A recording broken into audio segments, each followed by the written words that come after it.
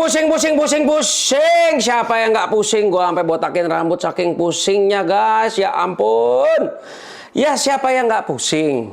Manchester United batal lolos ke babak selanjutnya atau ronde ke-6. Padahal tuh kalau lolos, dia lawannya Crystal Palace. United punya kesempatan ya buat mempertahankan gelar. Tapi ya apa daya ya.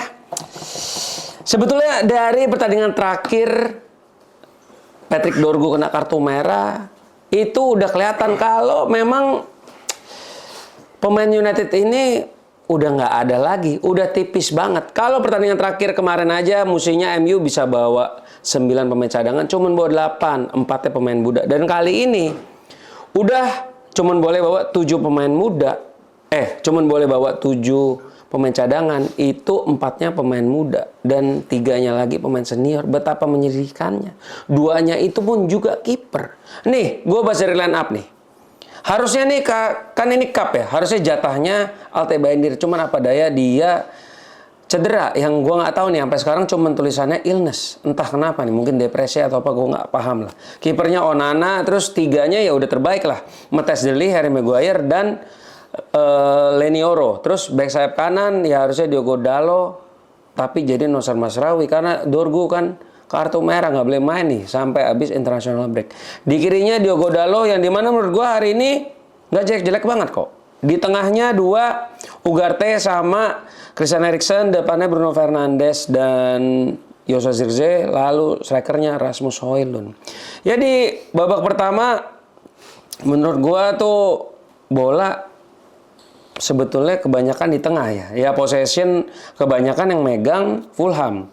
Tapi United gitu-gitu total shotnya 6. Tapi big chance-nya 0. Ya kan?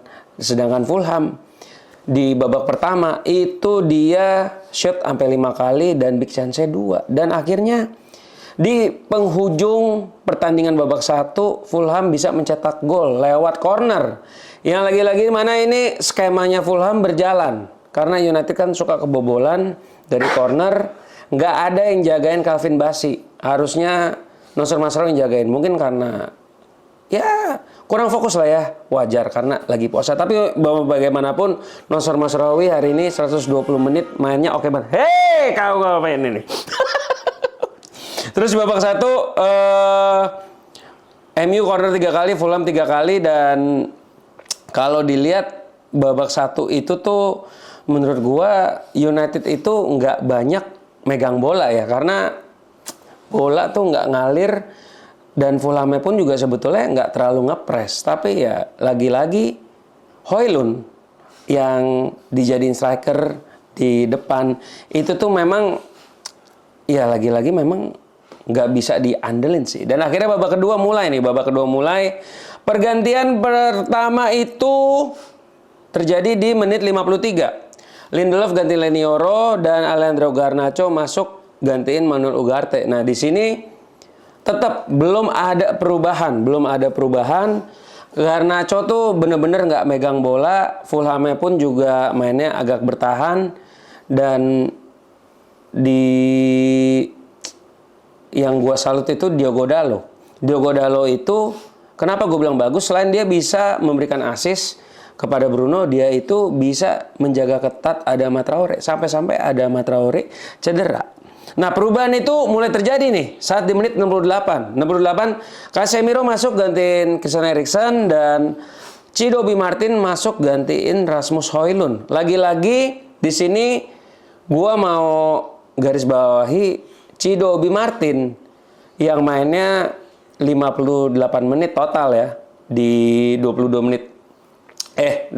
menit babak pertama, 30 menit di extra time. Dia itu megang bolanya itu banyak banget. Touch-nya itu sampai 18 kali, akurat passing-nya 4 kali dari 5 kali percobaan. Dan ini dia menang ground duel berkali-kali. Sedangkan Rasmus Højlund itu gampang banget yang namanya jatuh. Nah, tadi golnya Diogo Dalot tuh, golnya Bruno Fernandes tuh dari kiri. Diogo Dalot akhirnya berkali-kali mencoba crossing dan untungnya yang crossing terakhir ini dia ngelihat Bruno dan akhirnya Bruno bisa cetak gol, dan abis itu Cido Obi Martin beberapa kali sebetulnya bisa mencetak gol ya.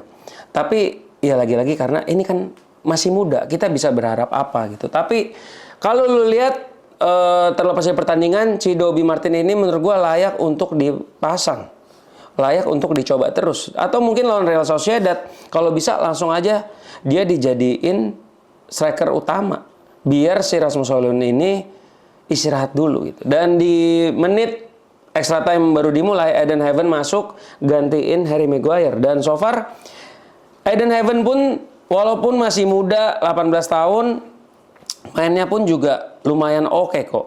6,7 kalau lihat di SofaScore. Dan memang di babak extra time kalau lu orang semua nonton ini main udah nggak ada arahnya sih, udah sekedar nyerang. Tapi sebetulnya United itu punya banyak kesempatan, tapi lagi-lagi ya nggak ada kualitas untuk nyelesain bola di depan, makanya berakhir 1-1 dan akhirnya nyampe ke babak penalti. So far so good sampai 3-3, penendang keempat Victor Lindelof, bolanya ketahan. Habis itu pemain Fulham bisa nyetak gol, 3-4 skornya, dan penendang penentu terakhir Joshua Zirkzee kebobolan juga. Padahal di pertandingan terakhir waktu babak penalti lawan Arsenal dia bisa mencetak gol, tapi kali ini dia kena suwe, bolanya ditahan dan akhirnya Fulham lolos. Ya sepertinya ini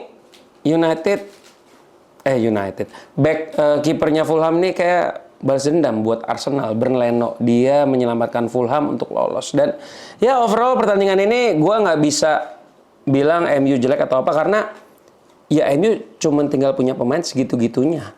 Bisa nahan Fulham 1-1 aja itu udah bagus dengan pemain seadanya. Jadi untuk kondisi sekarang United, ya kita cuma bisa berharap United bertahan di Premier League, yang dimana menurut gue pasti akan bisa bertahan, dan harapan terakhir itu di European League, yang dimana ya kita nggak bisa ekspektasi gimana-gimana banget karena pemain United yang sangat-sangatlah tipis dan yang ada pun kualitasnya nggak bagus. Jadi overall buat gua pemain terbaik untuk pertandingan hari ini di Manchester United itu Diogo Dalot. Cido Obi Martin kedua, dan gua punya harapan tinggi untuk Cido Obi Martin di pertandingan selanjutnya. Oke, jaga ekspektasi dan selamat berpuasa buat kalian yang berpuasa. Tetap semangat, tetap dukung Manchester United.